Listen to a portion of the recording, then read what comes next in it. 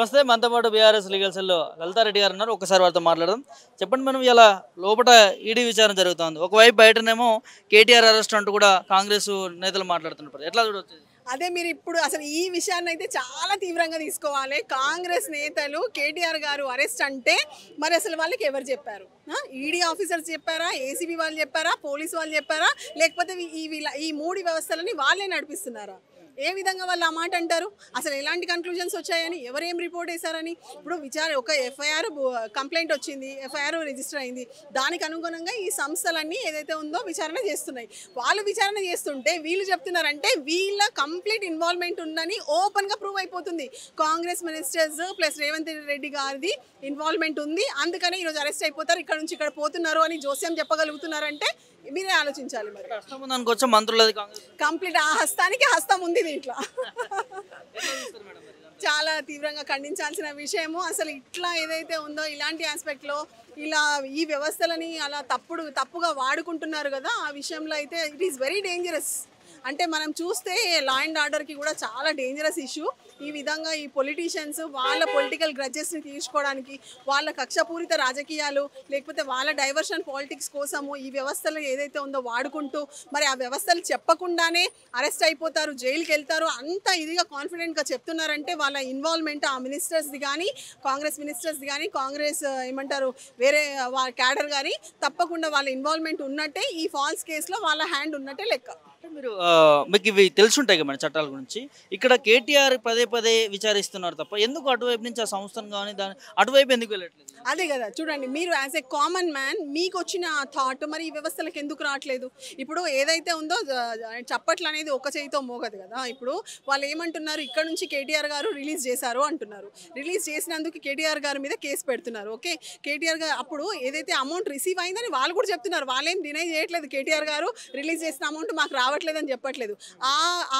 ఏమంటారు ఆ కంపెనీ వాళ్ళ మీద కేసు లేదు, ఆ కంపెనీని ఇన్వాల్వ్మెంట్ లేదు, వాళ్ళ మీద ఏమీ లేదు. సో ఇదంతా చూస్తుంటే ఏంటంటే వాళ్ళ లబ్ధి కోసం ఇప్పుడున్న మినిస్టర్లు, వాళ్ళ ప్రభుత్వం ఏదో లబ్ధి వాళ్ళదేదో కప్పిపుచ్చుకోవడానికి కావాలని కంప్లీట్గా ఓన్లీ కేటీఆర్ గారిని టార్గెట్ చేశారు ఈ విషయంలో. సో ఆ కేటీఆర్ గారిని టార్గెట్ చేసి అదే కోణంలో ఇదేదైతే ఉందో అంతా ముందుకు నడిపిస్తున్నారు. నిజంగానే విచారణ తర్వాత అరెస్ట్ ఉంటుంది అనుకుంటారా? అసలు నేను అంటున్నా, నేను కానీ మీరు కానీ కాంగ్రెస్ మినిస్టర్స్ కానీ who are we to tell that? అంతే కదా. ఇప్పుడు మా ప్రకారం చట్టం ప్రకారం మీరు అన్నట్టుగా ఆ కేసులు ఏదైతే రిజిస్టర్ చేశారో, ఆ పర్టికులర్ సెక్షన్స్ పెట్టారో అవి ఏది కూడా ఈ కేసుకి అట్రాక్ట్ కాదు. అసలు మీరు కంప్లైంట్ ఒకవేళ థరోగా చదివితే ఆ కంప్లైంట్లో కూడా ఎక్కడ కూడా కేటీఆర్ గారు కరప్షన్ చేశారు అనే ఛార్జెసే లేవు అసలు. అంటే ఆ మాటనే లేదు, లేకుండానే అనవసరంగా కరప్షన్ ఛార్జెస్ పెట్టారు.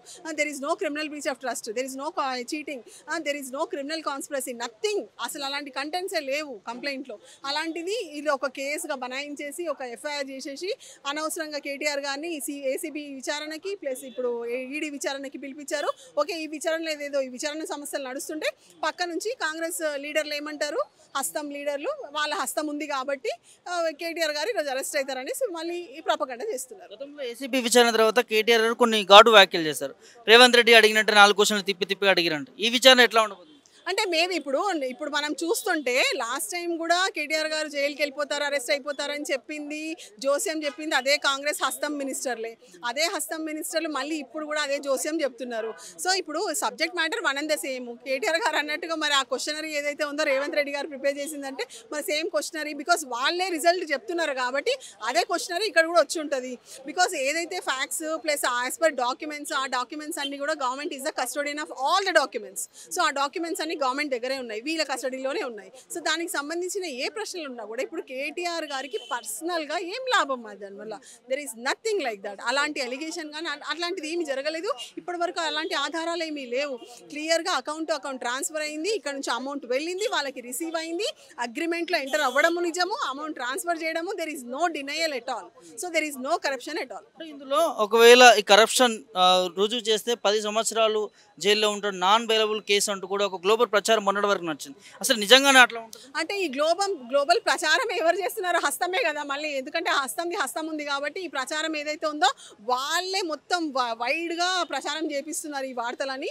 అదంతా తప్పు. అసలు కరప్షన్ ఛార్జెస్, అసలు కరప్షనే లేకపోతే కరప్షన్ ఛార్జెస్ ఎందుకు ప్రూవ్ అవుతాయి? సో అదేముందో వి విల్ ఫైట్, కావాలని ఫాల్స్ కేసు పెట్టి ఫాల్స్ కేసులో ఇంప్లికేట్ చేయాలని చూస్తున్నారు కదా, చెయ్యనియండి. కేటీఆర్ గారు చాలా క్లియర్గా చెప్పారు, భయపడేది లేదు, ఏదైనా ఎదుర్కొంటా అన్నారు. తప్పకుండా కేటీఆర్ గారు అన్నిటికీ ఎదుర్కొంటారు, ఎదురు నిలబడతారు. మొన్న హైకోర్టు నుంచి క్వాష్ పిటిషన్ రద్దు చేయడం చూస్తాం. సుప్రీంకోర్టులో రద్దు చేసిందా, బీఆర్ఎస్ లీగల్ సెల్ వెనక్కి తీసుకుందా, అసలు ఏంటి? యాక్చువల్గా సుప్రీంకోర్టులో కేటీఆర్ గారు విత్డ్రా చేయమని చెప్పారు. ఎప్పుడైతే యాక్చువల్గా 7th రోజు హైకోర్టులో డిస్మిస్ అయింది, మీకు తెలిసిందే. ఎందుకంటే డిస్మిస్ అయిన కంటెంట్స్ కూడా మీరు 35 పేజీల ఆర్డర్ కాపీ అది, అందులో ఎక్కడ కూడా ఏమీ లేదు, ఏం ప్రూవ్ అయినట్టుగా ఏం లేదు. బికాజ్ ఈ విచారణ రెండు సైడ్స్ ఏం ఆర్గ్యుమెంట్ చెప్పాయి, కంప్లైంట్ కంటెంట్స్ ఏంటి, ఎఫ్ఐఆర్ కంటెంట్స్ ఏంటి, both side arguments, both side ఏం సైటేషన్స్ కోట్ చేశారు అవన్నీ చెప్పుకుంటూ పోలీస్ వ్యవస్థకి విచారణ చేసే టైం, ఏసీబీకి విచారణ చేసే టైం దొరకలేదు కాబట్టి విచారణ చేసుకోవడానికి వాళ్ళకు ఆపర్చునిటీ ఇవ్వాలి అనే ఉద్దేశంతో అక్కడ డిస్మిస్ అయింది. సో అదే రోజు సుప్రీంకోర్టులో కేసు వేయడం జరిగింది. దాని తర్వాత 9th రోజు ఏసీబీ ఎంక్వైరీకి రమ్మని కేటీఆర్ గారికి నోటీస్ వచ్చింది. కేటీఆర్ గారు వెళ్ళి అటెండ్ అయ్యారు.